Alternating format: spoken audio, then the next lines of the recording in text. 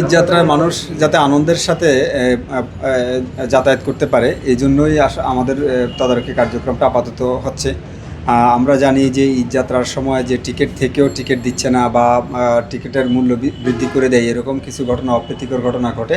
এটাকে কেন্দ্র করে অনেক সময় কাস্টমারের সাথে মারামারিও হয়, অনেক ধরনের অপ্রীতিকর ঘটনা ঘটে। তো আমরা চাচ্ছি এবারের ঈদযাত্রায় যেন চট্টগ্রাম কোনো রকমের অপ্রীতিকর, কোনো রকমের অস্বাভাবিক ঘটনা যেন না ঘটে, কোনো রকমের মূল্য বৃদ্ধির চেষ্টা যেন কেউ না করে, এটার জন্য আমাদের তদারকি কার্যক্রম হচ্ছে। তো আমরা এই পর্যন্ত যতগুলি প্রতিষ্ঠানে দেখেছি, যে আপনারাও আমাদের সাথে যাচাই করে দেখেছেন, কোনো একটা প্রতিষ্ঠান যে বর্ধিত মূল্য নিচ্ছে, বেশি নিচ্ছে, এটা আমাদের কাছে মনে হয়নি।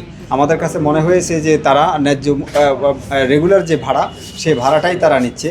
আর এরপরও আমরা দুইটা প্রতিষ্ঠানের মূল্য তালিকা খুঁজে পাইনি। মূল্য তালিকা না থাকলে যেটা হয় যে আজকে হয়তো ঠিক আছে, আগামীকালকে এটা ব্যাটিক হয়ে যাবে, যে কোনো সময় এটা ম্যানিপুলেশন করার সুযোগ থাকবে। আর এখানে ওনাদের একটা তালিকা আছে, কিন্তু এই তালিকাটা আমরা বলেছি যে ওইটা সামনে, চোখের সামনে যেন তারা এটা লটকিয়ে প্রদর্শন করে, সেটা আমরা বলেছি।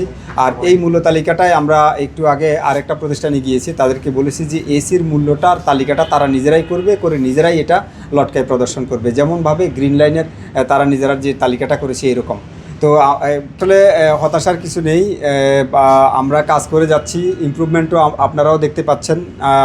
এখানে ব্যবসায়ী শ্রেণী যারা আছে তারা যদি এগিয়ে আসে, আমাদের একমাত্র লক্ষ্যই হচ্ছে মানুষ যেন ভোগান্তির শিকার না হয়, মানুষ যেন প্রতারণার শিকার না হয়, সেটা যতটুকু সম্ভব লাঘব করা, এবং সেটা নিশ্চয়ই হবে। আপনারা সবাই সহযোগিতা করতেছেন। ব্যবসায়ীরা যদি এগিয়ে আসে, তাহলে আশা করছি যে এবারের ঈদযাত্রা আমাদের একেবারে ভালো যাবে, আগামী দিনগুলি আমাদের ভালো যাবে।